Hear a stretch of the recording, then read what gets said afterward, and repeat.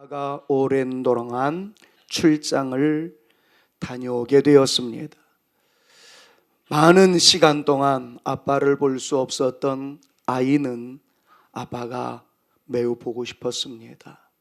아빠는 때마다 전화를 통해서 아빠도 너 보고 싶어, 빨리 만났으면 좋겠다, 늘 통화를 주고받기까지 하였습니다. 아이는 아빠가 빨리 오기를 기대합니다. 마침내 아빠가 집으로 돌아갈 때가 되었습니다. 아빠는 고민합니다. 이 녀석을 위해서 무슨 선물을 사갈까 생각을 합니다. 통화가 되어졌을 때 아빠가 아이한테 묻습니다. 아빠가 너 많이 보고 싶고 사랑해서 선물 사가고 싶은데 어떤 선물을 사갈까 이야기를 하니까 이 아이가 순간 심장이 멈출 듯한 설레임이 생깁니다. 뭘 이야기할까? 너무 많다 보니까 순간적으로 선택하기가 어려웠던 바로 그 상황 속에서 옆에 있었던 지혜로운 엄마가 아이한테 코치합니다. 아빠, 다른 선물 필요 없어요. 아빠가 건강히 다녀오시는 아빠 자체가 선물이에요 라고 얘기하라고 코치합니다. 이 아이는 그게 좋은 얘기인 줄 알고 얼떨결에 엄마가 시키는 대로 이야기합니다. 아빠 다른 거 필요 없어요. 아빠가 오시는 게 선물이에요. 나는 아빠가 가장 소중하거든요. 아빠 보고 싶어요. 아빠는 웃습니다. 대견한 이야기에 엄마가 코치한 것임을 알면서도 그렇게 따라준 이 녀석의 인사에 그만 흥분합니다. 아빠가 진짜 내가 그 녀석이 있어 진짜 선물일까? 그래서 자기만 딱 보여줄까 하다가 에이 그래도 나름 정성 어린 선물을 준비해서 가방 깊은 곳에 넣어둡니다. 마침내 공항에 도착을 했습니다. 아빠가 출구로 나옵니다. 아이가 달려갑니다. 아빠 얼마나 힘드셨어요? 아빠 고마워요. 보고 싶었어요. 이렇게 이야기를 한단 말이죠. 말은 그렇게 하는데 아이의 눈동자가 자꾸 아빠의 손 쪽으로 쏠려 있습니다. 아빠 보고 싶었어요. 아빠 얼굴은 여기 있는데 여기 보는 듯 하면서 자꾸 손을 봅니다. 근데 아빠에게는 특별히 들려있는 선물 꾸러미가 없었던 거예요. 큰 가방만 있었지. 조금 서운했습니다. 그래도 아이는 기대감을 갖습니다. 분명히 우리 아빠는 날 사랑하니까 사왔을 거야. 마침내 집에 도착했습니다. 짐을 푸는데도 자기에게 전달되는 선물이 없으니까 이 녀석이 슬쭉해집니다. 그리고 용기를 내서 말을 꺼냅니다. 아빠, 제 선물은 없어요. 아빠가 너스레를 떱니다. 내가 선물이라며. 네 선물 여기 있잖아. 그 말에 아이가 내가 엄마한테 속았구나. 아빠한테 괜히 그 말 했구나. 그러면서 울먹이려고 합니다. 마침내 아빠는 빙그레 웃으면서 깊은 곳에 간직하고 있었던 이 녀석이 가장 좋아할 만한 선물을 꺼냅니다. 이 아이는 그 선물을 받고 너무 좋아합니다. 껑충껑충 뜁니다. 그럴 때 아빠는 또 묻지 말아야 할 질문을 던집니다. 아빠가 좋아, 선물이 좋아. 이 아이는 지혜가 있어서 이야기합니다. 당근 아빠가 좋지 라고 이야기를 하면서도 여전히 그의 눈은 선물에 쏠려 있습니다. 철들지 않은 아이는 말로는 아빠가 최고의 선물이에요 라고 이야기하면서 선물이 더 좋은 모양입니다. 여러분, 우리는 하나님을 믿는 사람입니다. 하나님을 경외하며 하나님을 사랑한다고 고백하고 있습니다. 그런데 정말 우리가 경배하며 사랑하는 분이 하나님 존재 자체일까요? 아니면 방금 전에 제가 예를 들었던 철부지 꼬맹이처럼 하나님으로부터 나오는 그 어떤 복 때문에 하나님을 좋아한다라고 표현하고 있는 것은 아닙니까? 이 말씀을 증거하기 위해서 준비했던 저 자신부터 한번 점검해 보았어요. 그랬더니 이런 갈등이 제 안에도 있더라고요. 하나님을 믿노라 하면서도 하나님 존재 자체보다는 하나님으로부터 나오는 은혜, 복, 기적, 은사 등을 추구하는 내 내면에 솔직한 모습은 없었던가 하는 것이 오늘 말씀을 묵상하면서 제 안에 들었던 갈등 구조였습니다. 말로는 하나님 사랑합니다, 하나님 경외합니다, 하나님 좋아합니다 그러면서도 정작 우리는 어느 때 웃습니까? 하나님께서 주시는 은사가 있을 때, 하나님께서 주시는 복이 있을 때, 하나님께서 주시는 물질이 있을 때, 하나님께서 주시는 건강이 있을 때 좋아라 하던 우리의 모습은 아니었던가요? 신학생 시절 때부터 책을 통해서 만났던 아르헨티나에서 목회하던 후안 카를로스 오르티즈 목사님의 한결같은 외침을 저는 다시 한번 마음을 진정하며 되새기지 않을 수 없었습니다. 그분은 이렇게 외쳤습니다. 더 받을 것이 없습니다. 그리스도만으로도 충분합니다. 여러분, 이 내용이 있었기에 오늘 저는 제목을 이렇게 붙였습니다. 하나님입니다. 다른 것은 아닙니다. 오늘 설교를 이어가기 전에 여러분들의 머릿속에 한번 이 주제만이라도 좀 각인되어지기를 간절히 소망하면서 옆에 있는 분들이랑 한번 이렇게 선언해 봅니다. 하나님입니다. 다른 것은 아닙니다. 서로에게 한번 읊어주시겠습니까? 하나님입니다. 다른 것은 아닙니다. 여러분, 오늘 본문 말씀을 보면 조금 이상한 흐름으로 이어지고 있는 것을 여러분들이 발견하셨을 겁니다. 만약에 발견하지 못하셨다면 이 시간 한번 느낄 수 있었으면 좋겠어요. 여러분, 2절에서 우리가 생각하기에는 너무나도 황홀한, 너무나도 멋있는 말씀이 하나님에 의해서 선포됩니다. 2절에 뭐라고 말씀합니까? 내가 사자를 너보다 앞서 보내요 라고 말씀합니다.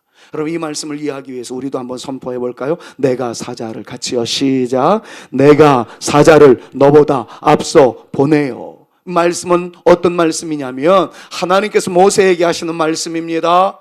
사랑하는 모세야, 내가 나의 사자를 너보다 앞서 보낼 것이다, 이런 말씀인데, 여기서 말씀하는 사자는 영어 성경으로 엔젤, 천사를 의미합니다.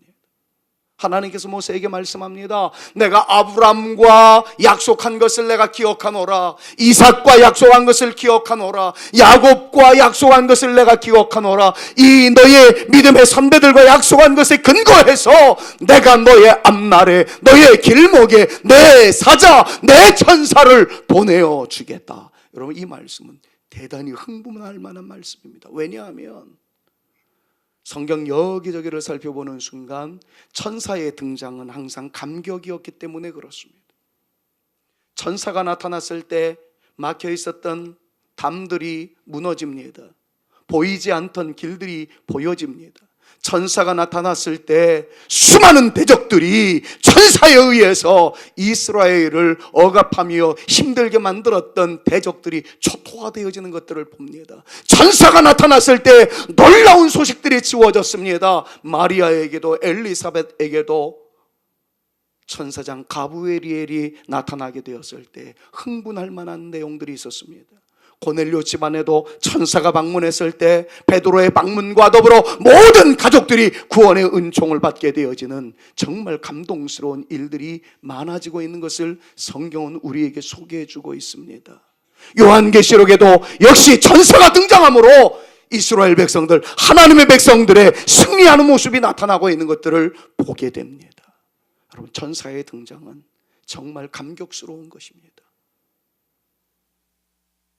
저는 오늘 이 말씀을 증거하면서 목회자로서 여러분들에게 이 말씀을 선언하며 하나님의 은혜가 여러분들 가운데 넘쳐날 수 있기를 간절히 소망하는 것은, 여러분들의 길목에 하나님의 사자가 등장되어지고 천사가 나타나며 천사의 나타남 속에서 어두움의 그림자가 물러가게 되고, 그리고 우리가 정말 고통스러워하는 걱정, 근심, 우위, 모든 내용들 다 물러가며 하나님의 은혜 속에서 여러분들의 평안함이 보장되어져 가는 하나님의 은혜의 주역들 다 되실 수 있기를 우리 구주 예수 그리스도의 이름으로 축원합니다.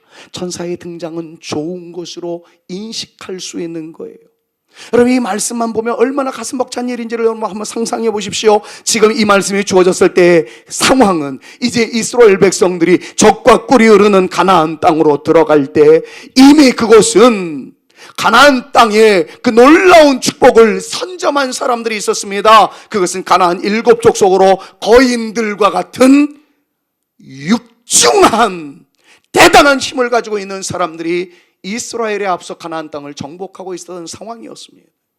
이스라엘 백성들은 가나안 7족 속에 비하면 초라하기 그지없는 오합지졸에 해당되는 사람들이었습니다. 그런 상황에서 천사가 등장을 하여 이네들의 앞날을 이끌어가겠다 하시니 얼마나 감격스럽겠습니까? 천사가 대신 싸워줄 것 같은 기대감이 있습니다. 산적한 문제를 해결해 줄 것 같은 천사의 등장은 정말 형언하기 어려울 정도의 감동이었습니다. 자, 들어가야 하는 상황입니다. 들어가기 위해서는 과제가 주어졌습니다. 가나안 땅을 정복하라는 거예요. 근데 거기에 살고 있었던 사람들은 거인이었습니다. 엄청난 숙제입니다.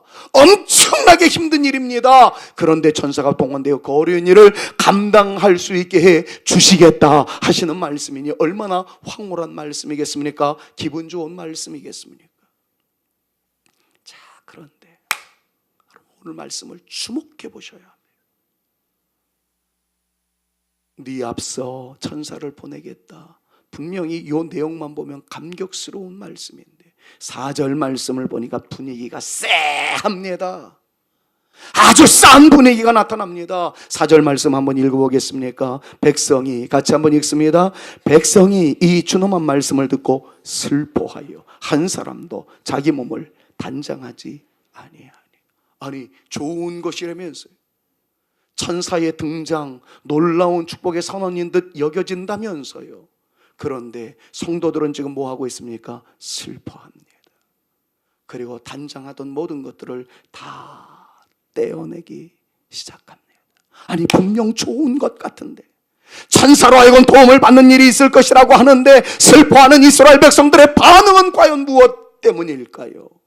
그리고 자기의 몸을 단장하지 아니하였다라는 이 말씀의 의미는 도대체 무슨 의미일까요? 그럼 이 말씀을 이해하기 위해서는 몸을 단장했던 상황과 그 이후의 결과가 어떤 차이가 있었기에 한편으로 봤을 땐 좋은 일인 듯한데 그들은 슬퍼할 수밖에 없는 이 이유를 배반적인 앞뒤가 맞지 않는 것 같은 상황이 우리 가운데 펼쳐졌는지를 이해할 수 있습니다. 자, 그 내용을 잠깐 설명하자면 이런 것입니다. 이스라엘 백성들, 히브리 민족, 그들은 야곱 이후 요셉과 함께 애굽으로 내려가 살게 되었습니다. 그것은 총리 대신으로 애굽을 살리기 위해 건진 요셉 때문에 받은 축복이기도 하였습니다. 무려 430년이 지났습니다. 이젠 애굽 사람들보다 이스라엘 백성들이 더 강성한 나라가 되어지다 보니까 애굽 사람들에게 위기감이 생겼습니다. 마치 굴러 들어온 돌이 박힌 돌을 빼낼 듯하게 이스라엘 백성들이 번성하게 되어지자 생명의 위협을 느꼈던 애굽 사람들이 이스라엘을 박해하기 시작합니다. 이제 다시 이스라엘 백성들은 할아버지의 땅, 조국인 가나안 땅으로 가야 되겠다라는 생각이 스며들기 시작합니다. 이때 하나님께서는 영도자로 모세를 세워서 출애굽의 영광을 누리게 하시는 것이 우리가 잘 알고 있는 출애굽기의 전반적인 내용입니다. 자, 이스라엘 백성들은 애굽에서 얻을 수 있었던 모든 금은 폐물을 가지고 그의 가족들과 함께 출애굽의 대장정에 이르게 됩니다. 목에 걸린 화려한 금은 장식은 그네들의 자랑이었습니다. 이젠 할아버지가 살고 있었던 땅 조국으로 돌아가서 온갖 자랑할 만한 내용들을 그들은 감싸 안아지고 흥분해 출애굽의 장정에 이르게 되었을 것입니다. 이른바 금의 환향이었을 것입니다.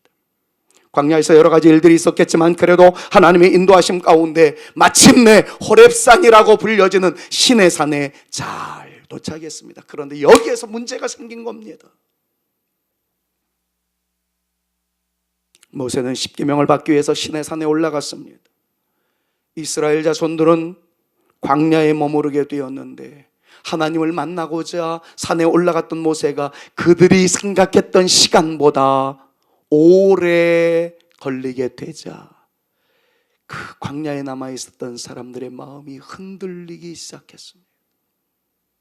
출애굽기 32장 1절 말씀을 보면 모세가 하나님을 만나기 위하여 시내산에 올라간 시간이 오래되었고 더디었다라고 이야기하는데 24장 18절 말씀을 보니까 그 시간이 무려 40일이 되었다라고 이야기합니다. 내용이 이제 그런 거예요. 이스라엘 백성들은 푸른 꿈을 가슴에 품고 애굽에서 거두어들였던 모든 금은 보화를 챙겨서 적과 꿀이 흐르는 가나안 땅으로 갔습니다. 가다가 모세는 하나님을 만나서 이스라엘 백성들에게 내리실 하나님의 말씀을 받고자 산에 올라갔는데 그 시간이 40일이었습니다. 이스라엘 백성들은 그 자리에서 이제 흔들리기 시작한 거예요. 우리를 인도하던 모세가 없는 거예요. 인도하시겠다고 말씀하신 하나님의 말씀이 40일간 단절되었던 거예요. 여러분, 그러자 이스라엘 백성들이 이렇게 표현을 합니다. 모세는 더 이상 없다. 모세가 붙잡던 하나님도 우리에게 보이지 않는다. 이제는 우리가 스스로 살 길을 찾자. 우리를 인도하여 낼 신을 만들자. 그런 의견들이 여기저기서 터져나오더니 마침내 아론을 앞세워서 신의 형상을 만들기 시작합니다. 이를 위해서 자기네들이 온몸에 치장하고 있었던 금은 보석들을 끄집어냅니다. 그리고 그들의 자랑거리였던 부의 상징이었고 성공의 상징이었던 금장식들을 꺼내서 우상을 만드는 일에 모든 사람들이 단합을 했습니다. 그래서 생겨난 것이 금송아지 사건이었습니다. 여러분, 말씀을 더 진전시키기 전에 한번 우리의 심령을 점검해 보시지 않겠습니까? 내가 기대하던 하나님이 아니라는 이유 때문에, 내가 원하는 대로 움직이는 하나님이 아니라는 것 때문에 내가 가진 학문으로, 내가 가진 지식으로 하나님은 없다고, 하나님은 실제하지 않는다라고 여러분들이 기준이 되어서 하나님을 평가하는 그러한 어리석은 자리에는 빠지지 않았습니까? 이스라엘 백성들은 그랬다는 거예요. 그래서 다른 우상을 만들었다는 거예요. 여러분, 하나님이 이 모습을 보셨습니다. 이 모습에 하나님은 탄식하셨습니다. 이스라엘 후손들을 아나무인적 존재로, 은혜를 망각하는 배은망덕한 존재로 여기셨습니다. 이 모습을 보시고 하나님께서는 모세에게 말씀하신 것이 오늘 본문 말씀의 3절인 거예요. 자, 내용은 이런 겁니다. 내가 아브라함과의 약속을 기억하여 너희를 가나안 땅으로 인도하려고 한단다. 그리고 너희가 가야 할 곳인 가나안에 이를 때에 나의 천사로 너희들을 인도하여 줄 것이다. 그러나 나는 안 가겠다. 아브라함과의 약속 때문에 내가 천사까지 동원해서 너희들의 길을 인도하겠다마는 나는 안 갈란다. 내가 가면 너희들의 목이 곧은 모습 때문에, 너희들이 변질 잘하는 모습 때문에 내가 진노의 잔을 쏘아 부을까 봐 나는 안 가겠다. 그럼 이게 하나님의 마음이었어. 내가 너희들 앞에 나서게끔 너희들이 살아가지 못하더구나. 하나님은 아브라함과 약속을 이루기 위해서 이스라엘 자손들을 가나안으로 인도하기로 작정하셨어요. 그리고 이 일을 성취하기 위해서 천사까지 동하시겠다고 말씀하신 거예요. 그런데 이스라엘 백성들의 패역을 보니까 나는 안 가겠다는 겁니다. 너희들 알아서 해라. 내가 40일간 모세를 너희에게 보내주지 않았다고 너희들 지금 마음대로 하고 있잖아. 너희들 마음대로. 그러면서 5절 말씀을 보니까, 얘들아, 니네들이 정말 내가 필요하다면, 나의 인도를 받기를 원한다면 장신구를 떼어내거라. 5절에서 말씀하고 있어요. 하나님 외에 다른 것을 의지하게 했던 그 원인을 떼어버리라는 말씀이었습니다. 다시 한번 우리를 점검해 보십시다. 사랑하는 여러분, 저부터가 오늘 봉헌 기도를 올리면서 목회적 차원에서는 여러분들이 잘 되어지기를 위해서 축복하였습니다. 그건 솔직한 저의 고백입니다. 저 역시 하나님의 은혜를 구합니다. 여러분들도 하나님에게 복을 구합니다. 구하며 하나님께서는 은혜를 베풀어 주셨고 복을 내려 주셨습니다. 잘 삽니다. 나름 성공했다고 생각합니다. 그럴 때 우리에게 다가오는 문제가 있고 시험이 있다는 사실을 오늘 본문 말씀을 통해서 발견해야 된다는 거예요.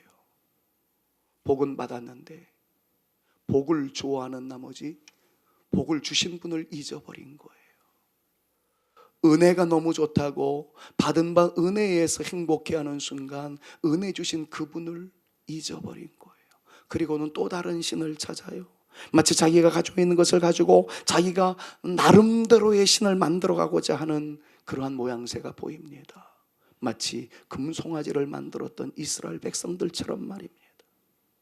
사랑하는 여러분, 조심스럽게 여러분들에게 도전적인 말씀을 드립니다. 고깝게 생각하지 말고 주님의 말씀으로 한번 받아들이면서 여러분들의 마음을 점검해 보시는 것이 어떨까요? 혹시 여러분들이 가지고 있는 지식이 하나님의 자리를 대신하지 않으셨는지요? 과학적 기술이 하나님의 자리를 대신하지는 않으셨는지요? 하나님의 말씀보다는 어느 지식인의 말을 더 귀하게 여기는 우리의 못된 습성이 나도 모르는 사이에 나타나지 않았는지요?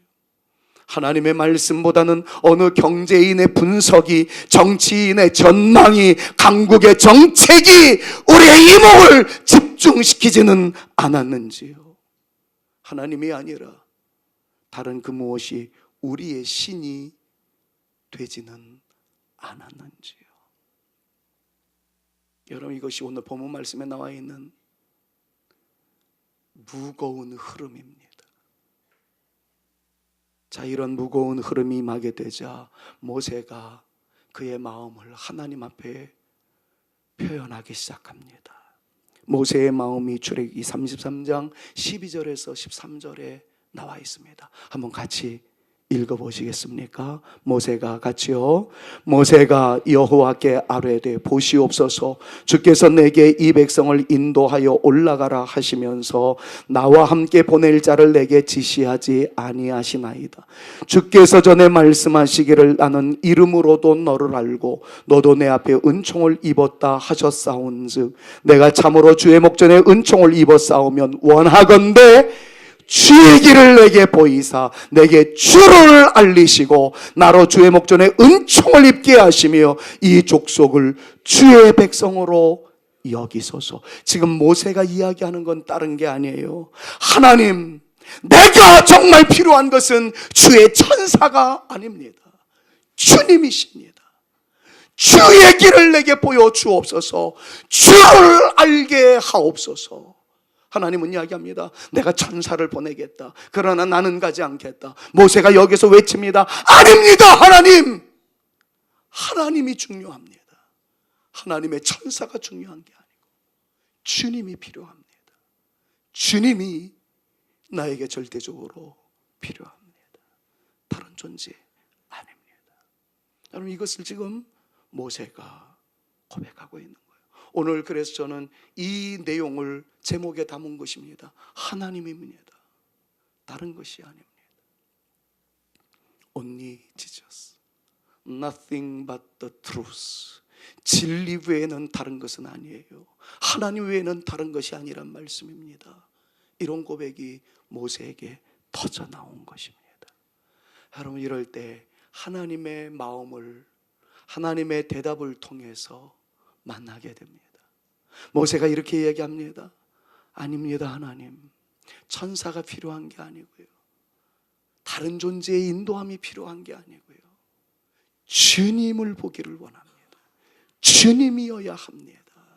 그러자 마침내 14절에서 이렇게 하나님 대답하십니다. 같이 한번 뜨는 것을 큰 목소리로 하나님의 응답으로 우리에게 한번 새겨 보십시다. 여호와께서 시작.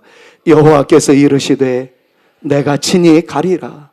내가 너를 쉬게 하리라. 여러분, 오늘 말씀의 내용은 아주 간단하지만 우리 기본으로 돌아가자라고 선포하며 우리의 신앙을 점검하기 위해서 정말 가장 중요한 말씀일지 모르겠습니다. 많은 믿음의 사람들이 하나님의 천사를 기대합니다. 하나님의 복을 기대합니다. 하나님의 은혜를 기대합니다. 하나님의 기적을 기대합니다. 하나님의 역사를 기대합니다. 그런데 모세는 이야기합니다. 아닙니다. 하나님, 천사도 아니고 하나님으로부터 임하는 복이 아니라 하나님입니다. 하나님이 나에게 필요합니다. 우리에게는 하나님이 필요합니다. 그러자 하나님께서 말씀합니다. 그래, 네 마음 내가 알았다. 내가 친히 가리라. 여러분, 하나님께서 친히 가시며 거기에 모세에게 나타나는 축복이 뭡니까? 내가 너를 안식을 준다는 거예요. 진짜 복이 임한다는 겁니다. 사랑하는 여러분, 이스라엘 백성들이 하나님의 복을 추구한 결과 금은 장식을 얻었습니다. 그런데 그 장식이 오히려 하나님을 멀어지게 만드는 일에 쓰임받았다라는 오늘의 말씀의 컨셉을 잊지 마십시오. 많은 사람들이 고난 중에 있을 땐 주님을 찾습니다. 어려움이 있을 때는 주님께 매달립니다. 그러다가 잘 되면 희한하게도 복에 연연한 나머지, 응답에 연연한 나머지 그 은혜를 주신 그분을 잊어버립니다. 그리고 그 사이를 비집고 들어온 세상의 여러 가지 주파수에 맞추어서 생긴 지식과 여러 가지 내용들이 하나님을 아예 밀어내는데 쓰임받는 사람들 수없이 만나보았습니다. 오늘 말씀의 내용과 너무 동일한 거예요. 사랑하는 여러분, 우리가 신앙생활을 이어나갈 때에 기본으로 돌아가자라는 그러한 메시지 하에 오늘 말씀을 비추어 놓고 보았을 때 믿음의 사람들이 실수에 빠지는 내용이 바로 이 부분인 것입니다. 우리는 하나님을 찾고 하나님을 경배한다고 하는데 때로는 하나님을 찾기보다는 하나님을 통하여 나타나는 그 무엇을 더 사모하며 그것을 더 기대할 때가 있지 않았느냐 하는 겁니다. 하나님을 구하기보다는 하나님의 은혜를 구합니다. 하나님을 찾기보다는 하나님의 복을, 하나님의 기적을, 하나님의 은사를, 하나님의 축복을 구할 때가 많이 있었다는 거예요. 여러분, 그러다 보니까 잘 이해하셔야 합니다. 나에게 유리한 것이 나타나고 내가 원하는 것을 얻게 되었을 때는 하나님께 영광을 돌립니다. 좋으신 하나님이십니다. 이렇게 나와요. 그런데 나에게 별반 유리한 것으로 나타나지 않으면 불평과 원망과 짜증을 하면서 하나님이 주무시나 하나님이 실수하시는 것이나 이건 기본이고요, 하나님 안 계시는 것은 아니야 라고 하나님에 대해서 원망하는 모습으로 굴절되어지는 것을 봅니다. 연말 시상식 때마다 크리스찬들이 수상을 하고는 이 모든 영광을 하나님께 돌립니다. 이런 얘기할 때마다 가슴이 설레요. 너무 행복해요. 그런데 노미네이트는 됐지만, 후보에는 올랐지만 떨어진 사람들 중에서 떨어지게 하신 하나님을 찬양합니다. 한 번도 들어본 적이 없어요. 몇 년 전이었네요. 새벽 부흥회 때 이대 한 교수님이 오셔서 은혜로운 말씀을 강론하면서 캐나다에 이민 갔던 어떤 집사님의 이야기를 했습니다. 그분이 세탁소를 하기 위해서 개업 예배를 드려달라 해서 갔었는데 얼마 지나지 않아서 망하게 됐다는 거죠. 한 통의 전화를 받습니다. 목사님, 개업 예배로 시작한 우리의 사업이 망하게 되었습니다. 폐업하게 하신 하나님께 예배 드리고 싶어요. 폐업 감사 예배를 드리고 싶습니다. 여러분, 저는 그 이야기를 들었을 때 가슴이 정말 뭉클했습니다. 우리가 자꾸 하나님의 은혜에 초점을 맞추다 보니까 하나님이 자꾸 상실되어져요. 그러다 보니까 우리가 좋은 것이 있을 때는 하나님께 영광을 돌려드리는데 내가 생각하기에 좋지 않아 보이는 것이 우리 가운데 오게 되면 하나님께 예배를 드리지 않습니다. 하나님 모른다 합니다. 하나님 떠나버립니다. 감사 예배와 더불어, 개업 감사 예배와 더불어 폐업 감사 예배라는 요 단어 하나의 차이가 우리에게 던져주는 신앙적 도전이 얼마나 강렬한지를 우리 한번 느껴봤으면 좋겠습니다. 사랑하는 여러분, 과연 우리의 신앙은 하나님을 좋아하는 것입니까? 하나님의 손에 들려있는 도깨비 방망이를 좋아하는 것입니까? 부디 나에게 좋은 것이 오든 내가 보기엔 좋지 않아 보이는 것이든 하나님께서 나를 정확하게 알고 계시는 주 하나님이시라며 궁극적으로 나에게 유익을 가져다 주시는 하나님의 놀라운 손길임을 믿으심으로써 하나님으로 인하여 찬양하고 하나님으로 인하여 감격할 수 있는 진짜 믿음의 용사들로서의 우리 모두가 되어지실 수 있기를 우리 구주 예수 그리스도의 이름으로 축원합니다. 이럴 때마다 여러분들에게 마지막으로 소개하는 한 분이 있지 않습니까? 하박국이라는 사람이죠. 그분은 감람나무 잎이 마르고 포도나무에 열매가 없으며 밭에 식물이 없고 우리의 양이 없을 뿐만 아니라 외양간에 뛰노는 송아지가 없다 할지라도 나는 믿음으로 말미암아 살리라. 나는 하나님으로 인하여 기뻐하며 하나님으로 인하여 즐거워하는 삶을 살리라. 할렐루야. 이것이 하박국의 진정한 믿음이었음을 다시 한번 기억하면서 주신 하나님에게 감사할 수 있어야 되겠지만 때로는 나에게 원하는 것이 이루어지지 않았음에도 하박국처럼 하나님으로 인하여 찬양하며 끝까지 하나님을 향해서 등 돌리지 아니하는 성숙한 믿음의 길을 이어나가는 저와 여러분들 모두가 되어져야 할 줄로 믿습니다. 하나님은 신이십니다. 하나님은 우리를 창조하셨습니다. 우리를 지으신 분이 하나님이십니다. 그러기에 하나님은 우리를 잘 아십니다. 때로는 우리를 잘 아시는 하나님에 의해서 우리에게 좋은 것이 나타날 수도 있습니다. 때로는 우리에게 힘에 버거운 것들이 나타나도록 하나님께서 허락하실 수도 있습니다. 그러나 우리를 너무나도 잘 아시는 분이기에 우리가 하나님을 절대 의지하는 한, 하나님과 함께 하는 한 우리에게 가장 좋은 것으로 아름다운 것으로 채워주시는 하나님이심을 믿으시기를 바랍니다. 그렇다면 넘칠 때 감사하며 살지만 없을 때에도 나에게 이김을 주시는 하나님이심을 믿고 견디며 하나님과 함께하는 삶을 유지해 나가는 진짜 믿음의 사람들로 성숙해 가게 될 줄로 믿습니다. 사랑하는 여러분, 삶이 좋든 삶의 조건이 나에게 보기에 좋지 않든 하나님을 떠나지 않는 것, 그게 진짜 믿음입니다. 하나님의 선물 때문에 하나님을 좋아하는 것이 아니라 하나님이 좋기 때문에 주님께 영광 올려드리는 삶, 그것이 진짜 믿음의 사람들의 아름다운 모습임을 기억하시고 그러한 믿음의 성숙한 성도들이 되어질 수 있기를 우리 구주 예수 그리스도의 이름으로 축원합니다. 그럼 이 말씀이 임하게 되자 이제 이스라엘 백성들이 결단을 내립니다. 다시 4절과 6절로 돌아가 보시겠습니다. 4절에 이렇게 말씀하고 있어요. 백성이, 같이 한번 읽어봅니다. 백성이 이 준엄한 말씀을 듣고 슬퍼하여 한 사람도 자기의 몸을 단장하지 아니하니. 이 말씀을 주목해서 보십시오.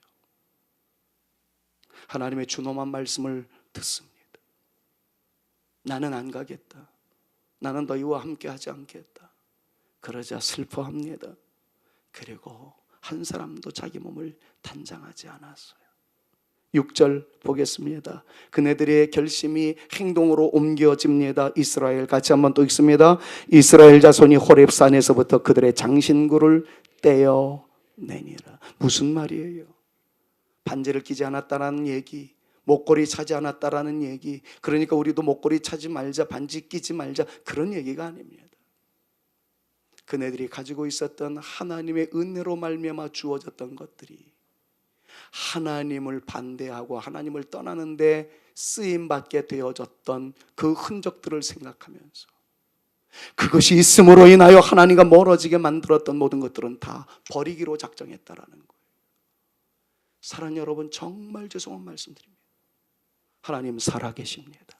하나님의 말씀은 살아계신 하나님의 말씀입니다.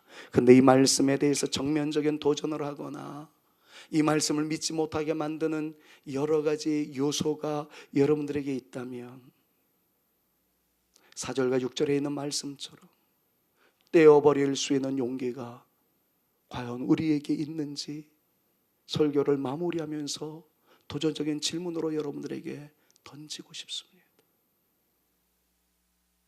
하나님을 믿지 못하게 만드는 잘못된 지식, 하나님의 말씀을 믿지 못하게 만드는 다른 그 무엇들, 이스라엘 백성들은 떼어버리기 시작합니다. 하나님께서 슬퍼하실 일을 애당초 하지 않겠다는 거예요. 그 가능성까지도 차단시켜 보겠다는 그들의 신앙적 결단을 오늘 이 시간 우리 한번 생각해 보자는 것입니다. 하나님을 가까이 하십시오. 하나님께서 가까이 하실 겁니다. 가까이 하시는 하나님은 우리가 구하지 않은, 그러나 솔직히 우리가 받고 싶어하는 그것, 하나님으로부터 나오는 복, 은혜, 기적, 은사, 하나님을 구하는 사람에게 주실 줄로 믿습니다. 그러나 하나님이 아닌 하나님으로부터 나오는 여러 가지 부산물을 구하는 사람, 그것 때문에 하나님을 떠날 수 있습니다. 오늘 말씀의 내용을 깊이 인식하시고 하나님을 구하는, 하나님을 가까이 하는, 하나님을 붙잡는 우리 모두가 되어지실 수 있기를 우리 구주 예수 그리스도의 이름으로 축원합니다. 그럴 때 모세에게 쉼을 주셨던 하나님의 평화가, 하나님의 샬롬이 우리 가운데 임하게 될 줄로 믿습니다.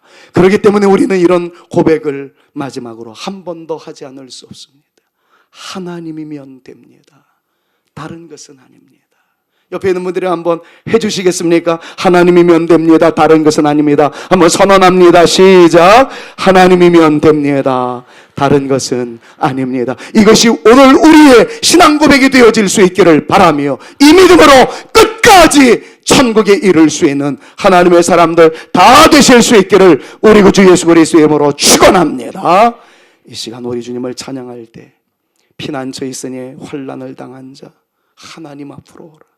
땅들이 변하고 물결이 일어나 산 위에 넘치되 두려워하지 않습니다. 왜냐하면 4절 보니까 높으신 하나님은 우리를 구원하시며 피난처가 되시기 때문에 하나님만을 붙잡습니다. 여러분, 이 신앙의 고백이, 이 찬양의 고백이 우리의 고백이 되어질 수 있기를 간절히 소망하면서 여러분 이 시간 주님을 한번 뜨겁게 찬양할까요? 피난처, 우리 하나님을 바라보며 믿음 안에서 승리할 수 있기를 원합니다. 우리의 고백이 되어질 수 있기를 바랍니다. 피난처 있으니 환난을 당한 자 이리 오라. 땅들이 변하고 물결이 일어나 산 위에 넘치네 구역자 높으신 하나님, 높으신 하나님 우리를 구하니 할렐루야.